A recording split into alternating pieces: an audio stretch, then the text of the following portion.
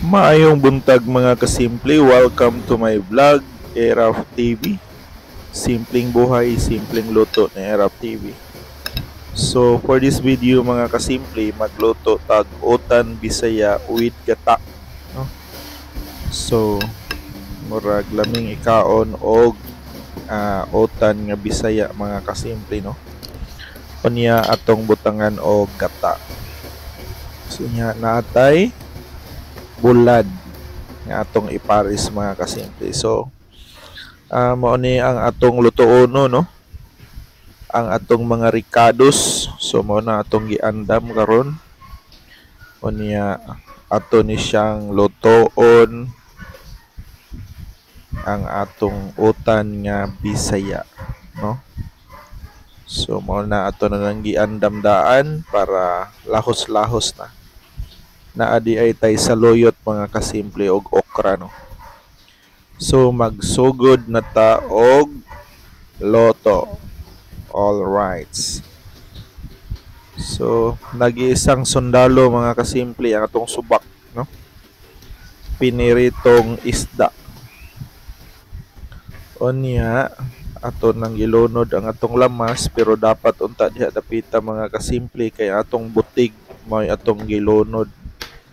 Pero goods ra gihapon kay ang butig nipis man kay nga pagka slice, so dali ra gihapon siyang naluto mga kasimple, no?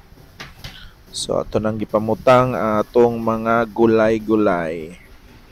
So dali ra ni siyang lutoon mga kasimple kay dali ra man kay ni siyang maluto, no? Tagsay bukal ani niya, so continuation gyud ang atong pagbutang sa mga gulay-gulay para di siya malata. Alright, so gibutang na nato ang atong gata mga kasimple nga mao'y nagdag bida ning ato ang gulay. Otan Bisaya with gata. So naluto na siya mga kasimple, unya ato ni siyang andamon para napod sa ato ang pamahaw. So mao ni ang atong sudanon karon mga kasimple. Unya lami ni siyang ipari sa bulad. Unya kay nag-diet man ta, bitin kay taning buwad ron mga kasimple, no? Lain sa kay gato ng kanon nga pating parata niya, gamay ra kay tag rice. So tilaw-tilaw lang tas buwad ani mga kasimple. Unya daghanon lang natog kaon og gulay. Kay gamay ra man ta og rice. Unya goods ra kay ni siya nga ano mga kasimple, no? Para nako. So katong mga di ganahan ani, alams mo na. So natay pinirito. So kani gyud nga pagkaon mga kasimple, no?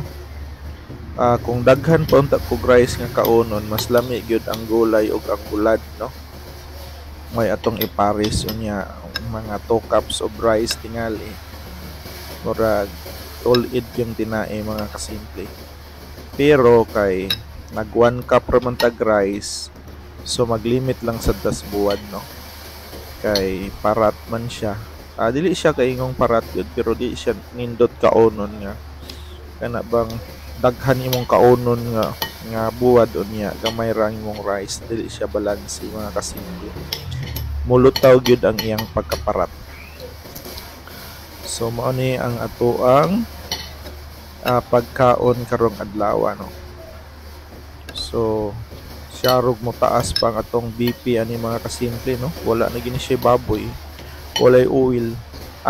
Ang pinirito day mga kasimple na oil, pero nigamit ta og oil nga dili kaayo taas og kolesterol. So sa gihapon magpasalamat ko sa akong mga followers og sa nang like og nang share. Daghang salamat og sa sunod na pod na kong video. Daghan king salamat sa iyong suporta. Bye bye.